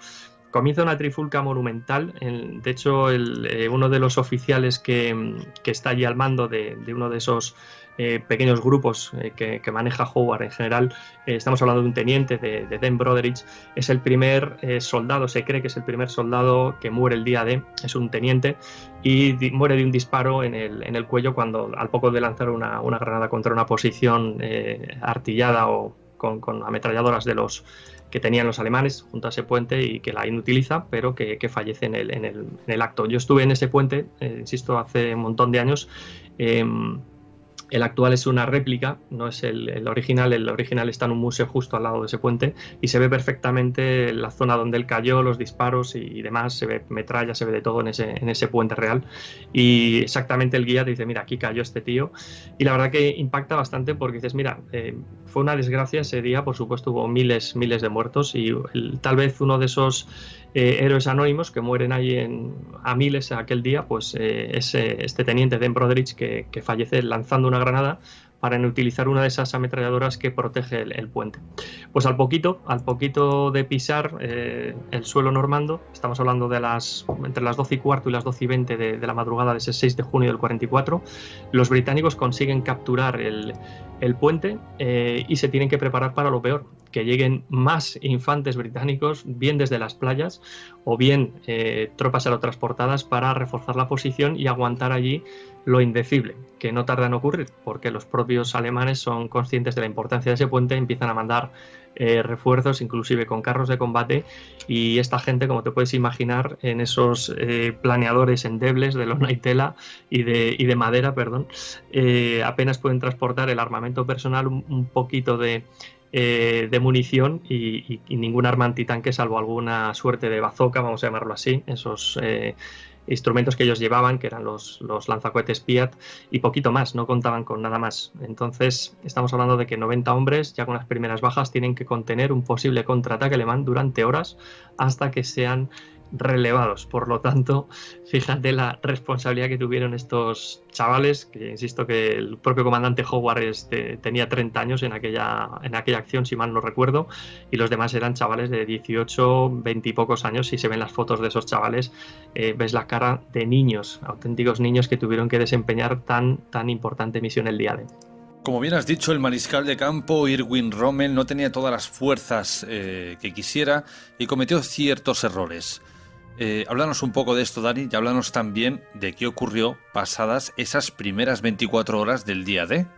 Muy bien, pues como citábamos antes, el propio Rommel pues no es que cometiese él en persona los errores, sino más bien sus superiores. Estamos hablando de Hitler y todo su estado mayor, que desde la distancia pues prácticamente anularon el poder de respuesta con el que podía haber contado Rommel en esas primeras horas.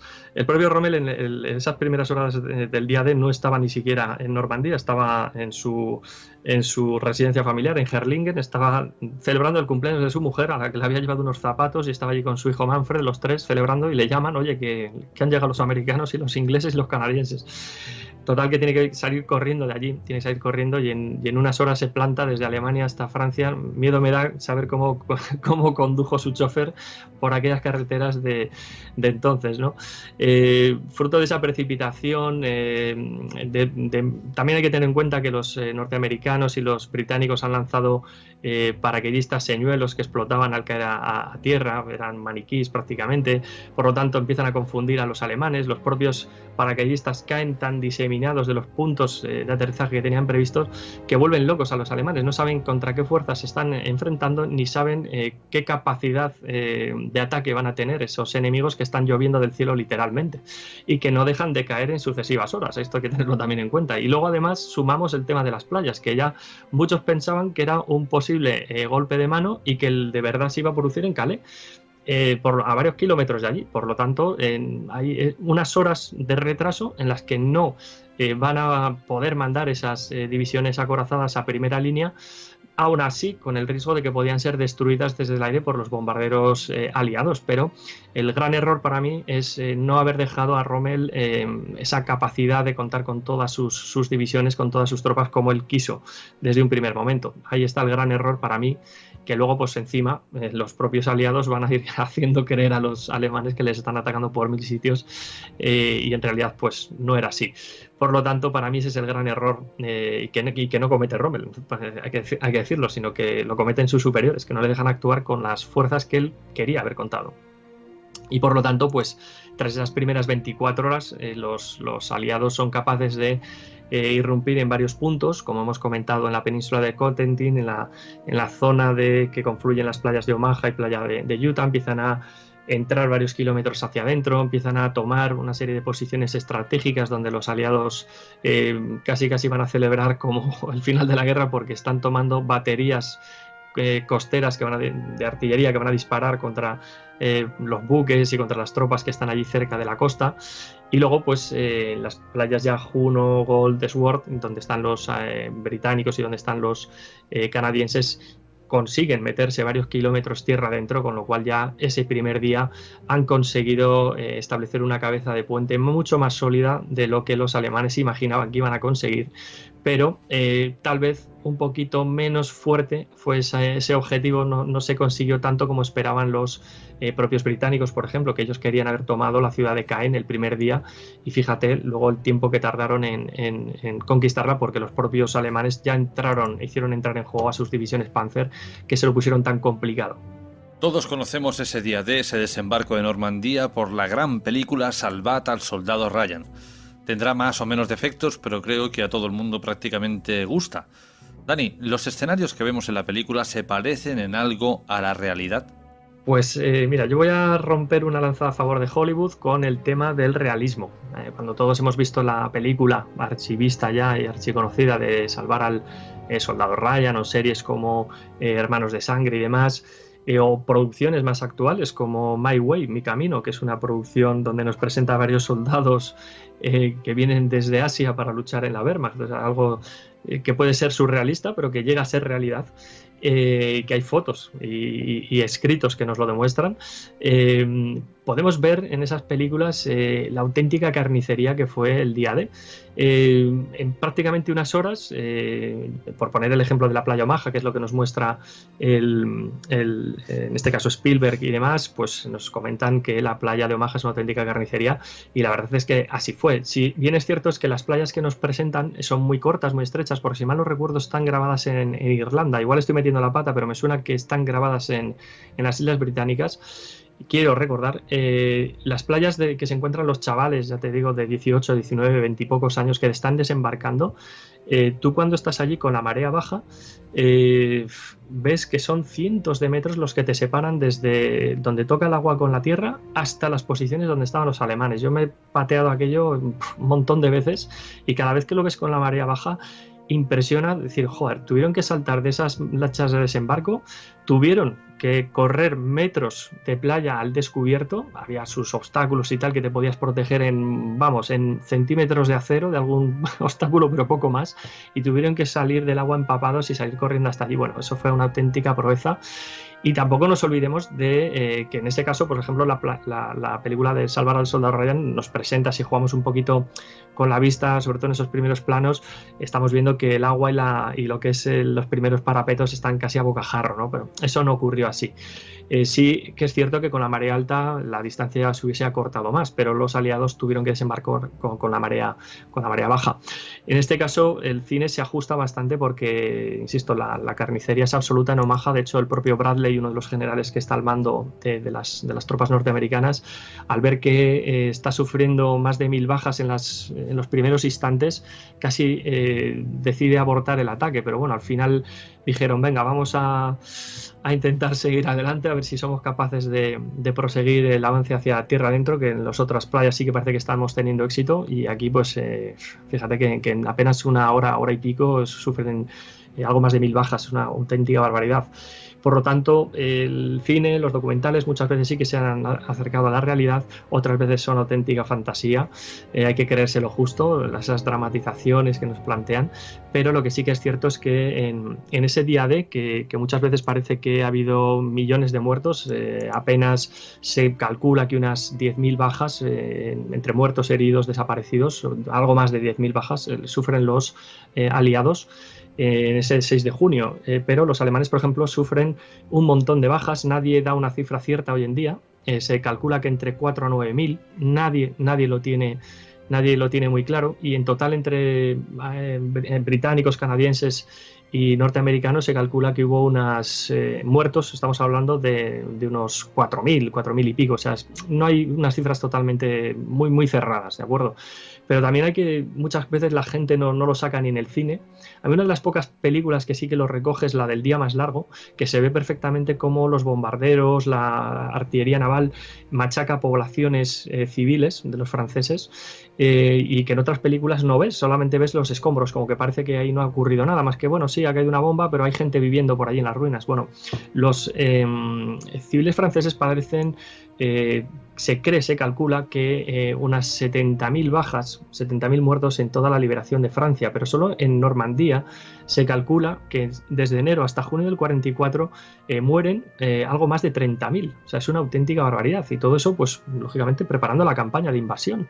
Y si subamos esas cifras y comparas con los bombardeos de la Luftwaffe en Inglaterra, te sorprende que hay historiadores que afirman que los franceses tienen más muertos en esas campañas de bombardeo aliadas que los que ocasionan los alemanes en los bombardeos de Londres en Inglaterra. O sea, de verdad, las cifras están ahí para comparar, y muchas veces te sorprenden, ¿no? Y por último, pues nada, decirte, Jorge, que te animo a que algún día visites aquello, porque solamente pisando el terreno, yo creo que cualquier entusiasta de la historia, investigador y demás, es capaz de poner rostro a lo que ocurrió allí, es capaz de sentir el escenario, es capaz de aproximarse al sufrimiento que tuvieron tanto atacantes como defensores, ¿no? Porque yo me imagino en una trinchera imagínate tú, cualquiera que nos oiga, en una trinchera, en un búnker, en un parapeto, eres alemán y tienes que defenderte de toda esa mole de barcos que aparece por allí, que te están disparando con artillería, aviones que te están bombardeando, y los miles de soldados que se lanzan allí, que no van a tener un ápice de compasión, que te van a machacar a la primera que tengan esa oportunidad que tengan de hacerlo, ¿no? Por lo tanto, yo creo que ver aquello merece bastante la pena para poner un poquito cara a todo esto, y sobre todo recomiendo la visita a los cementerios, tanto el americano, que es muy espectacular, está muy planteado, pues eso, para impactar, pero también recomiendo el cementerio alemán de la Cambe, que es bastante impactante, muy sobrio, y que te da testimonio de lo que fue aquello, ¿no? Una masacre de la juventud de varias naciones que se vio masacrada en aquel día 6 de junio de 1944. Daniel Ortega, mil gracias por estar de nuevo una semana más con nosotros y traernos misterios bélicos. Pues nada, muchas gracias a ti, Jorge, y a la audiencia por contar conmigo para hablar de esto. Sabes que podíamos estar aquí 3 horas hablando solo del puente Pegaso, pero bueno, es un programa que hay que dar cabida a otros contenidos, por supuesto, pero bueno, siempre es un placer charlar de historia, y desde esta perspectiva tan diferente que intentamos imprimir al espacio de misterios bélicos. Un abrazo, compañero, y hasta la próxima. Hasta pronto, Jorge. Chao. Y con esto, queridos amigos, llegamos al final de nuestro Informe Enigma. Nosotros regresamos dentro de 7 días con otras apasionantes historias. Que paséis una muy feliz noche.